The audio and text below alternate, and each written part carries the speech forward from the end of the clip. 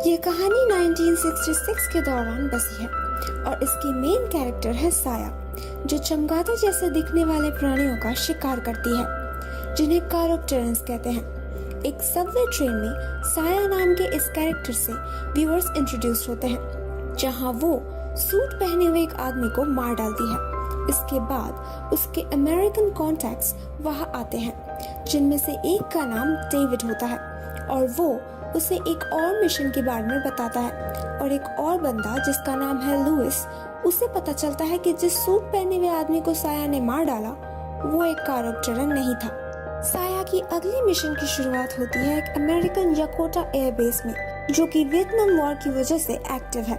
एक कैरेक्टर उस बेस में घुस चुका है और कुछ ही वक्त में वो लोग फीडिंग करके हाइबरनेशन में चले जाएंगे और फिर उन्हें ट्रेस करना मुश्किल हो जाएगा।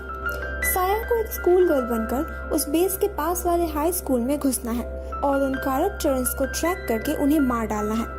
स्कूल में साया एक नर्स से मिलती है जिसका नाम है अमीनो मकीहो। हाई स्कूल के एनुअल हैलोवीन पार्टी के दौरान साया के दोनों क्लासमेट्स शैरन और लिंडा नर्स के ऑफिस में मकीहो से मिलने जाती हैं। अचानक वहां साया आ जाती है और लिंडा को मार डालती है। शैरन जख्मी हो जाती है और साया की तलवार टूट जाती है। इसी दौरान हम व्यूअर्स को पता चलता है कि वो दोनों लड़कियां कैरेक्टर्स थी और इस सच्चाई के सामने आते ही नर्स मकीहो शॉक में चली जाती है और इसी दौरान एक तीसरा कैरेक्टर सामने आता है और बेस की तरफ बढ़ने लगता है।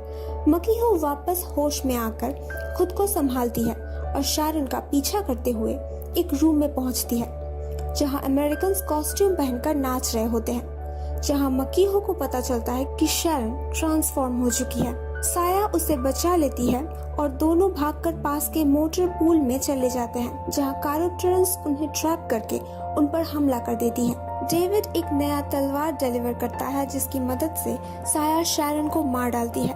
वो आखिरी कैरेक्टर तब एक कार्गो प्लेन में चढ़कर वहां से भागने की कोशिश करता है। डेविड और साया उसका पीछा करते हैं और साया उस आखिरी कैरेक्टर को मारकर पूरी तरह से घायल कर देती है। फिर वो उस मरते हुए कैरेक्टर को अपने खून की कुछ बूंदें पिला देती है। लुइस वहां पहुंच जाता है और लोकल पुलिस वहां आने से पहले मकीहो भी खुद को संभाल लेती है। इसके बाद हम मकीहो को गवर्नमेंट ऑफिशियल्स को एक इंटरव्यू देते हुए देखते हैं। उससे ये पूछा जाता है कि उस रात क्या हुआ था।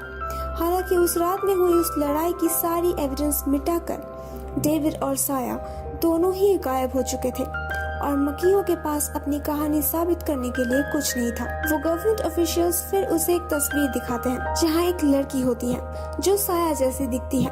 फर्क सिर्फ इतना होता है कि ये तस्वीर 1892 में ली गई थी और उस तस्वीर के नीचे लिखा हुआ था वैम्पायर।